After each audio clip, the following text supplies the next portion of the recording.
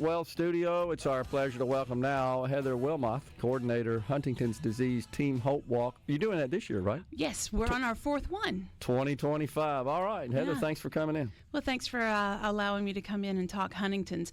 Huntington's disease is a terminal neurodegenerative brain disease. It's like having ALS, Parkinson's, and Alzheimer's all at the same time. And there's no treatment, there's no cure. They can treat some of the symptoms, but they cannot treat the disease. And in Mississippi, the number is that we have over 200 families dealing with this disease. But it's not an accurate number because, as an example, my family, we're a family of 4. My husband, Nathan, suffers from the disease. He's in the late mid stage. And we found out last year that my bonus child from his first marriage now has the disease. Our son together is considered at risk. He will not be tested until he's 18 and makes that decision, or if he is showing signs and symptoms of the juvenile version of Huntington's disease. Late stage Huntington's, they're trapped in their bodies. They cannot walk, they cannot talk, they cannot eat, none of that. They rely on the care of others for their daily care. But it's like imagining having ALS, Parkinson's, Alzheimer's, all at the same time, because he does suffer from various aspects of those 3 diseases. And this Saturday, we're having our 4th annual Mississippi Team Hope Walk at the Flowood Nature Park. Registration begins at 8, walk begins at 9, and the monies from these fundraisers go to benefit our centers of excellence, which we have one right here in Mississippi in Flowood. Dr. Jubin Wong runs that, and HDSA, Huntington's Disease Society of America, does not give that designation out lightly. You have to work really hard to have that designation, and they specialize in Huntington's. We did have an experience after. We've got 2 neurologists that we see that specialize in Huntington's. One here, which is Jubin Wong, and then we also go to UAB in Alabama for clinical trial research stuff if we're able to be involved with it. We had an experience where we had another neurologist that had never heard of Huntington's and came in to talk with us because Nathan was in the hospital for a separate issue. And he was like, as we were talking, he goes, "Well, that's not what I read." And I said, "Well, you're reading. We're living it." So just because you get paired up with a neurologist doesn't mean that they know Huntington's. Centers of Excellence know Huntington's, and that's what these walks benefit. The money raised also goes into having education days. Mississippi just had its first education day back in November. I'm also the state team captain for the advocacy leaders for HDSA. Right now I'm a team of 1, so if anyone out there would like to help me get word and talk to our federal and state representatives about Huntington's, I would love the help. Please don't hesitate to contact me. You can contact SuperTalk because I'm a member of the SuperTalk family in the Brookhaven office. And so, we could use all the help we could get. As far as the walk, we hope you'll come and join us. If you'd like to donate, you can go to hdsa.org/THWMS, Team Hope Walk Mississippi.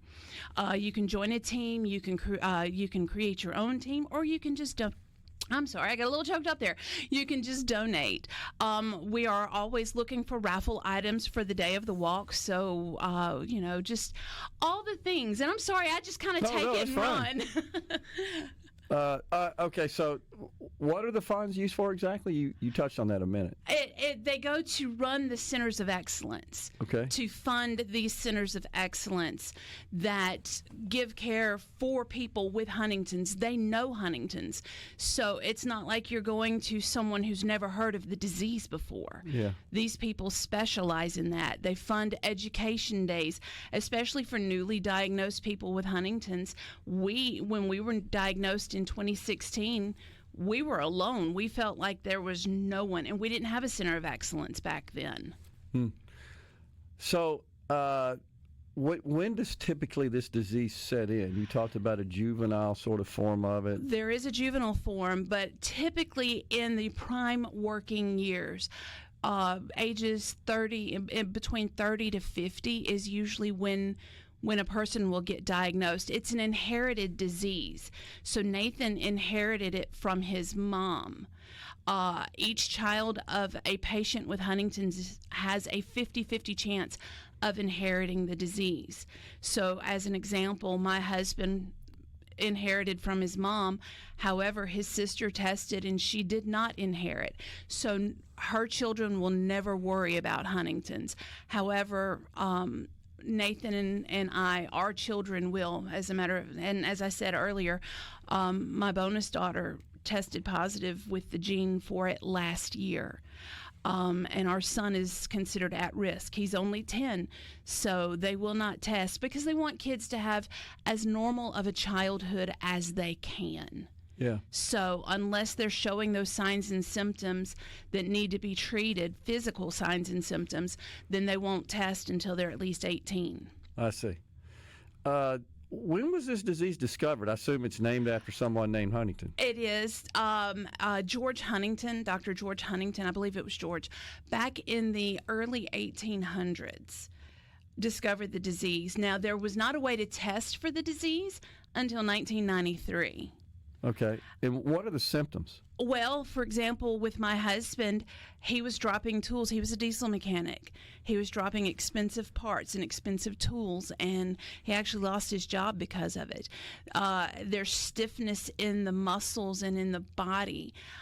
There is the inability to walk. My husband has, we call it the Huntington's gait because of the way there's a stiffness. And there's also a concern for newly diagnosed, newly symptomatic people being misconstrued as being intoxicated, because that has happened quite often, where someone will see a person with Huntington's, call the police saying that they're intoxicated, and they're really not intoxicated. It's the effects of the disease. Interesting. Is there any sort of R&D occurring to try to find some sort of treatment or cure? When Nathan got diagnosed in 2016, there were only 2 drug companies working on Huntington's. Okay. Now there are over 50. Okay. They're trying towards the earlier stages. Our fight, matter of fact, we spoke with the FDA back in November about allowing for all stages of Huntington's to be able to be involved in clinical trials. Because, if Nathan never got any worse than what he is right now, we'd be happy with that, just because he'd still have that quantity of life. Yeah. I liken it to when your children are young and you're the only one that can understand what they're saying. And sometimes Nathan's speech can be that way. And, but he still has quality of life. He still has 2 children that love him. He has a wife that loves him. He has family and friends. So it's not like, we don't want people feeling like people like Nathan with Huntington's in the stage are just easily thrown away.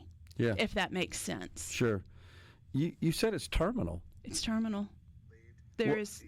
Yeah. Well, what's kind of the life expectancy once 20 years from the onset of symptoms. I got you.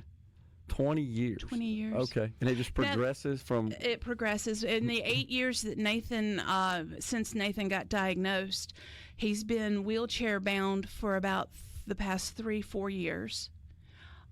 His speech has gradually gotten worse. His speech, it's hard to understand, but it's gradually gotten worse in the past 3 years. He can still feed himself on certain things. I just don't, because I worry about the choking. The 2 things that can kill a Huntington's patient are respiratory issues and choking to death. So, yeah.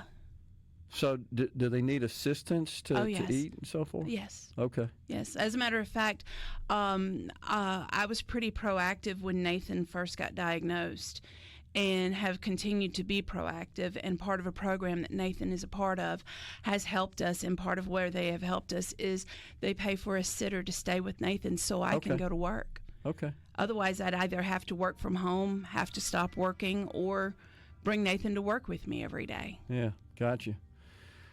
Heather Wilmouth, coordinator, Huntington's Disease Team Hope Walk 2025. And what's your other responsibility there as well with the organization? Oh, I am the advocacy state captain. Okay, gotcha.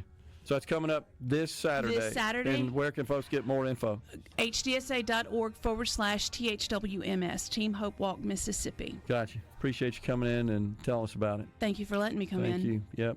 Folks, we're stepping aside for a break. Coming right back in the Element Wealth Studios.